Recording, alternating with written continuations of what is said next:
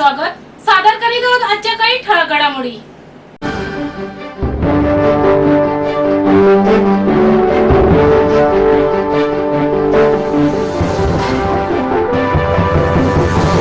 देशातील सहकारी बँकांपैकी अग्रगण्य असलेल्या TJSB सहकारी बँक लिमिटेडने मागील आर्थिक वर्षात 23,000 कोटीपेक्षा जास्त उलाढाल केली असून यावर्षी छत्तीसगड आणि राजस्थान या दोन राज्यात देखील बँकेच्या शाखा उघडण्यात येणार असल्याची माहिती बँकेचे अध्यक्ष शरद घंगल यांनी दिली. सलग 10 वर्षांहून अधिक काळ दरवर्षी 10 एप्रिल रोजी आर्थिक निकाल जाहीर करण्याची परंपरा जपत आज 2024-25 आर्थिक वर्षाचे लेखापरीक्षित आर्थिक निकाल जाहीर केलेत. नव्या कोर बँकिंग प्रणालीच्या अंमलबजावणीच्या पार्श्वभूमीवर बँकेने सातत्य कायम ठेवत पारदर्शकता आणि वेळेवर सादर केले असून बँकेने 23,104.82 कोटीची उलाढाल केली.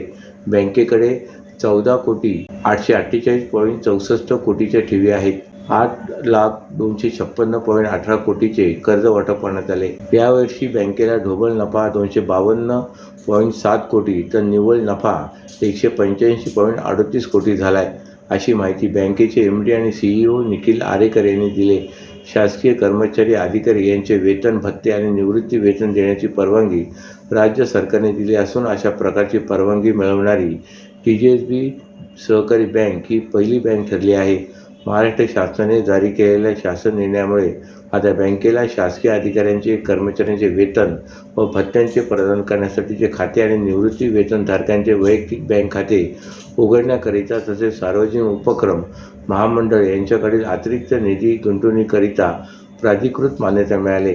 यावर्षी TJSB सहकारी बँकेमध्ये citizen cooperative bank limited Goa यांचे यशस्वी विलीनीकरण झाले असून बँकेच्या नेटवर्कमध्ये 6 नवीन शाखांची भर पडली. बँकेने नवीन कोर बँकिंग प्रणाली अंमलात आणून ग्राहक अनुभव व कार्यक्षमतेत मोठी सुधारणा केली.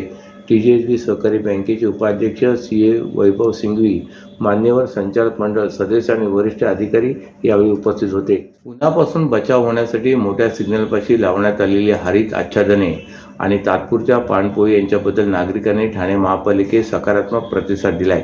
त्यामुळे आवश्यकतेनुसार या दोन्ही सुविधांची संख्या वाढवण्याचे निर्देश ठाणे महापालिका आयुक्त सौरभ राव यांनी सार्वजनिक बांधकाम विभाग आणि पर्यावरण विभाग यांना दिले आहेत. ठाणे महापालिका क्षेत्रासाठी उष्णता कृती आराखडा तयार करण्यात आला आहे. त्यानुसार गतवर्षीपासून महापालिकेतर्फे स्वयंसेवी संस्थांच्या मदतीने तात्पुरत्या पाणपोई सुरू करण्यात येतात. यंदाही अशा 25 पाणपोई सुरू करण्यात आल्यात. त्याला नागरिकांचा उत्तम प्रतिसाद असून त्यांची संख्या वाढवण्याची गरज आहे. त्यामुळे स्वयंसेवी संस्था आणि लोकसहभागातून ही संख्या वाढवण्यात यावी असे निर्देश आयुक्त सौरभ राव यांनी दिलेत. तसेच 3 हात नाका, आलमेडा चौक, खोपट, नितीन कंपनी या 6 ठिकाणी वाहन चालकांना उन्हापासून काहीसा दिलासा मिळावा यासाठी हरित आच्छादनांची व्यवस्था महापालिकेमार्फत करण्यात आली. आता ठाणे महापालिका क्षेत्रात जिथे 60 सेकंदापेक्षा जास्त वेळेचा सिग्नल आहे अशा ठिकाणी हरित आच्छादनांची व्यवस्था करावी असेही निर्देश आयुक्त राव यांनी दिले आहेत. थोर समाज सुधारक म्हणून ओळखले जाणारे महात्मा ज्योतिबा फुले यांची आज जयंती ठाण्यात मोठ्या उत्साहात साजरी करण्यात आली. ठाण्याच्या कोर्टनाका येथील नव्याने बांधण्यात आलेल्या महात्मा ज्योतिराव फुले व सावित्रीबाई फुले यांच्या स्मारकाला पालघर जिल्ह्याचे पालकमंत्री तथा वनमंत्री गणेश नाईक यांनी अभिवादन केले.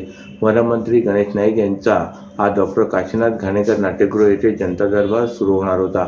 त्या अगोदर त्यांनी कोर्टनाका येथे जाऊन महात्मा ज्योतिबा फुले व सावित्रीबाई फुले यांना पुष्पहार अर्पण करून अभिवादन केले. महात्मा ज्योतिबा फुले हे भारतातील सामाजिक लोकशाहीचे प्रवर्तक होते.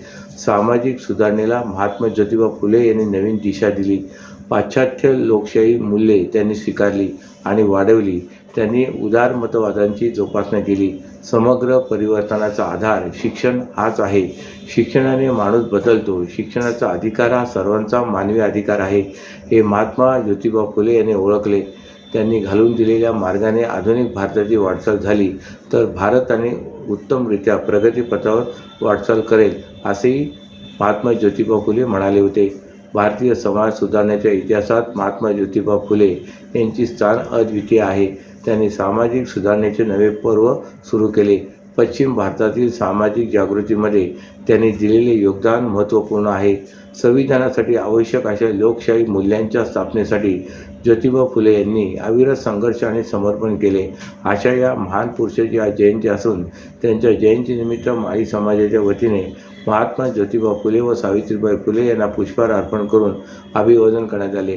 यावेळी पालघर जिल्ह्याचे पालकमंत्री तथा वनमंत्री गणेश नाईक, भारतीय जनता पार्टीचे ठाणे शहर जिल्हा अध्यक्ष संजय वाघोले तसेच पदाधिकारी, कार्यकर्ते व माळी समाज बांधव मोठ्या संख्येने उपस्थित होते. सर्वसामान्य पददलितांना जीवनाचा आत्मविश्वास देणारे महात्मा ज्योतिबा फुले यांची आज जयंती आहे आणि कोर्ट नाक्यावरच्या ह्या अतिशय धोक्याच्या जागी या मंडळांनी या ठिकाणी महात्मा ज्योतिबा फुले आणि क्रांतीज्योती सावित्रीबाई फुले यांच्या पुतळ्याचं या ठिकाणी सुंदरपैकी आयोजन केलेलं आहे.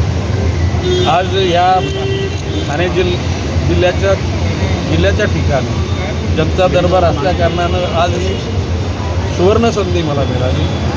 महात्मा ज्योतिबांचं दर्शन घेता आलं आणि त्यांना त्या ठिकाणी हार अर्पण करून एक प्रकारची आदरांजलीच वाहिली आणि त्यामध्ये सर्व कार्यकर्ते सहभागी झाले. निश्चितपणे महात्मा ज्योतिबा फुलेंनी दाखवलेली दिशा ही सर्वसामान्याला आत्मविश्वास देऊन जाईल असा निश्चितपणे विश्वासच ते सत्य ठरलेलं आहे.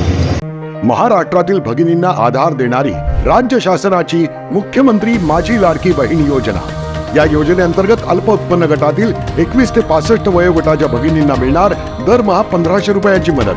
अर्ज करण्यासाठी 31 ऑगस्ट 2024 पर्यंत मुदतवाढ. कुटुंबाचं वार्षिक उत्पन्न 2.5 लाख रुपयांपेक्षा कमी असलेल्या महिला पात्र. कुटुंबाकडे पिवळं किंवा केशरी रेशन कार्ड असल्यास उत्पन्नाचा दाखला आवश्यक नाही.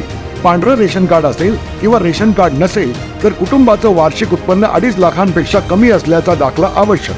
योजनेसाठीचा ऑनलाईन अर्ज नारी शक्ती दूत ॲपवरून किंवा पोर्टलवर भरता येईल. ज्या भगिनींना ऑनलाईन अर्ज भरता येत नसेल त्यांच्यासाठी अंगणवाडी, ग्रामपंचायत, वॉर्ड ऑफिस, सेतू सुविधा केंद्रामध्ये किंवा आशाताई बचत गटाच्या CRP यांची मदत उपलब्ध. आता आपल्याला अभिमानानं म्हणता येईल, सुखी आणि सुरक्षित आहे माझी लाडकी बहीण. आज सकाळी 9:15 वाजण्याच्या सुमारास ठाणे महापालिकेच्या आपत्ती व्यवस्थापन कक्षाकडे माहिती प्राप्त झाली की दिवा येथील दातिवली तलावाची 20 फूट लांब व 8 फूट उंच असलेली संरक्षण भिंत तलावामध्ये पडली. सदर घटनेची माहिती मिळताच घटनास्थळी सार्वजनिक बांधकाम विभागाचे उपअभियंता, ठाणे महानगरपालिकेचे सार्वजनिक बांधकाम विभागाचे कर्मचारी तथा आपत्ती व्यवस्थापन पोलीस घटनास्थळी दाखल झाले. सदर दातिवली तलावाची संरक्षक भिंत पडल्यामुळे एक दुचाकी वाहन व एक ऑटो रिक्षाचं नुकसान झाले.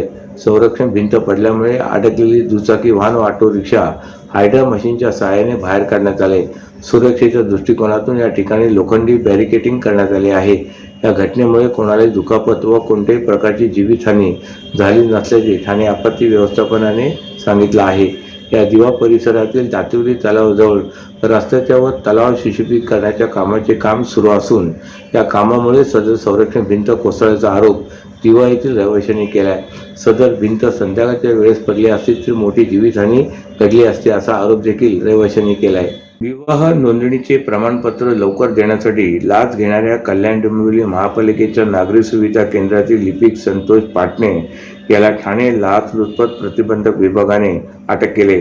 तक्रारदार यांनी त्यांच्या मानलेल्या भावाचे विवाह नोंदणी प्रमाणपत्र मिळावे याकरिता अर्ज केला होता. हे प्रमाणपत्र लवकर देण्यासाठी पाटणे याने 2,000ची लाच मागितली होती. ही रक्कम घेताना पाटणे याला अटक करण्यात आली असून त्याच्यावर कोळशीवाडी पोलीस ठाण्यात गुन्हा दाखल करण्यात आला आहे.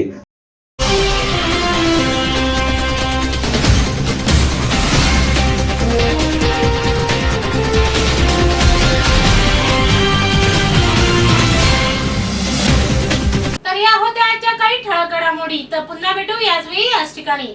ठाणे दर्पण या वृत्तवाहिनीचे प्रसारण YouTube वर पाहायला विसरू नका.